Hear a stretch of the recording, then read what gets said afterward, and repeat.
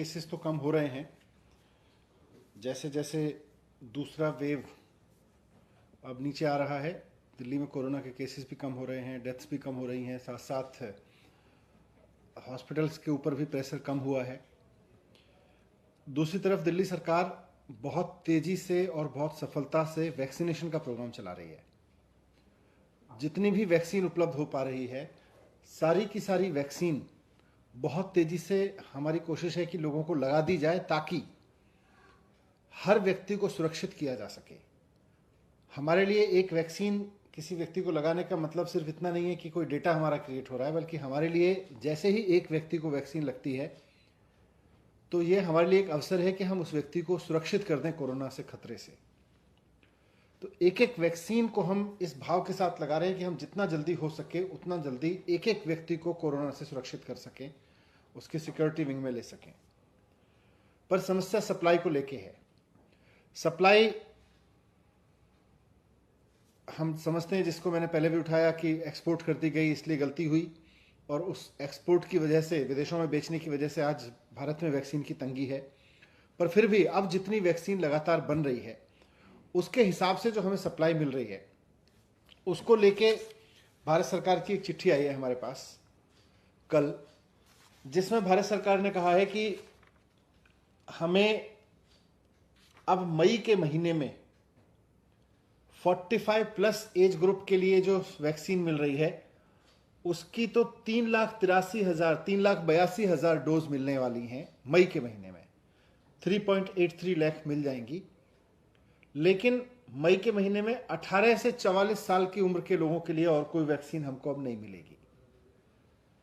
तो हमने केंद्र सरकार से रिक्वेस्ट किया है कि दिल्ली सरकार ने 45 वर्ष से ऊपर के लोगों के लिए भी वैक्सीन का प्रोग्राम बहुत तेजी से चलाया है, और 45 वर्ष से नीचे के लोगों के लिए भी वैक्सीन का प्रोग्राम बहुत तेजी से चलाया है।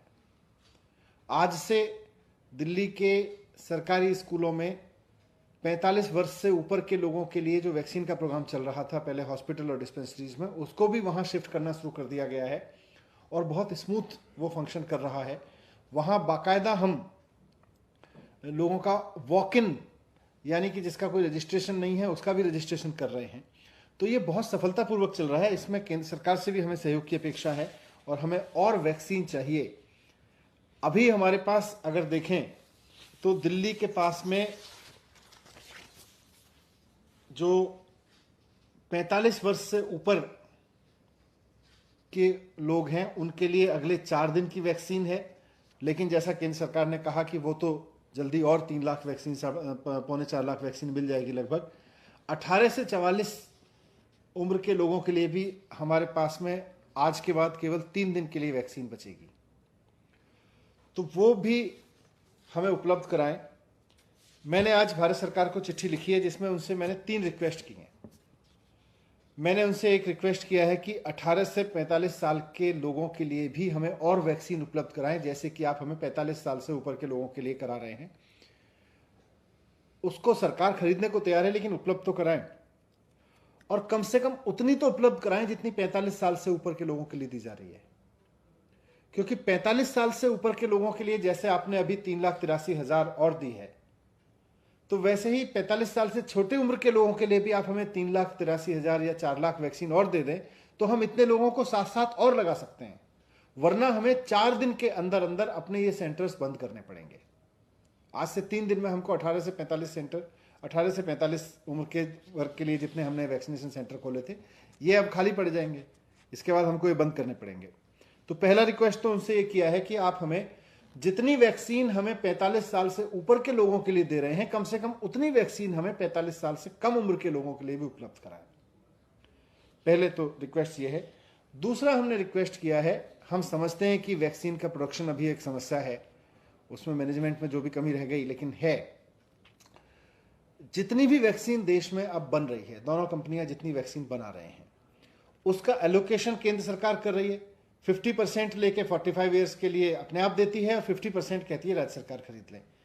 तो इसका एलोकेशन का पूरा डेटा सार्वजनिक हो, इसमें ट्रांसपेरेंसी होनी चाहिए कि किस राज्य को 45 साल से ऊपर के लोगों के लिए कितनी वैक्सीन दी है 45 साल से नीचे के लोगों के लिए कितनी वैक्सीन दी है, वो एलोकेशन का डेटा ट्रांसपेरेंट होना चाहिए। और इसमें भी क्योंकि अभी दिल्ली के लिए सरकारी सिस्टम में कितनी जा रही है और प्राइवेट में कितनी जा रही है, ये भी जानना जरूरी है। तो अगर कंपनियां प्राइवेट को सप्लाई कर रही हैं तो हमें ये भी बताती रहें कि उन्होंने सरकार को कितना दिया है, प्राइवेट को कितना दिया है पूरे देश में। तो ये पूरे देश का ये डेटा सार्वजनिक रहे, किस राज्य को कितनी वैक्सीन मिल रही है, उसमें से कितनी सरकारी सिस्टम को मिल रही है, कितनी प्राइवेट सिस्टम को मिल रही है, ये सार्वजनिक होना बहुत ज़रूरी है। इसमें ट्रांसपेरेंसी होना बहुत ज़रूरी है। जिस तरह से ऑक्सीजन के एलोकेशन को लेकर केंद्र सरकार ने ट्रांसपेरेंसी बरती और हर एक राज्य का डेटा हर एक राज्य को पता है कि उसके हिस्से में इतनी ऑक्सीजन आई या आ रही है, वैसे ही सब राज्यों का वैक्सीन डिस्ट्रीब्यूशन का डेटा भी, अलॉटमेंट का डेटा भी पूरा होना चाहिए, ट्रांसपेरेंट होना चाहिए। और तीसरी चीज़ हमने उनसे रिक्वेस्ट किया है कि जिस तरह से आपने हमें चिट्ठी लिख के ये बताया है कि मई के महीने में हम आपको 45 ईयर की इतनी वैक्सीन देंगे, तो उसी तरह से जून और जुलाई का भी बता दें, ताकि हम फिर अपना पूरा प्रोग्राम, अपना पूरा सिस्टम उसी हिसाब से बना लें, हम अपनी पूरी योजना इसके हिसाब से बना लें कि हम मई के साथ साथ जून और जुलाई में भी कितने लोगों को और किस तरह के कितने सेंटर्स खोलने की जरूरत पड़ेगी, कितने सेंटर्स हम चलाएंगे, ये सब हम अपना प्रोग्राम बना के रखें। तो ये तीनों रिक्वेस्ट मैंने उनसे की हैं। 18 से 44 साल के लोगों के लिए और वैक्सीन चाहिए, कम से कम इतनी तो चाहिए जितनी 45 साल से ऊपर के लिए लोगों के लिए दे रहे हैं। दूसरा, पूरा एलोकेशन का डेटा वैक्सीन का ट्रांसपेरेंट होना चाहिए। और तीसरा, अगले 2 महीने के लिए भी कितना एलोकेशन आएगा वो भी अगर हमें अभी एडवांस में पता चल जाएगा तो हम उसी के हिसाब से अपना आगे का प्लान बना सकते हैं। Thank you.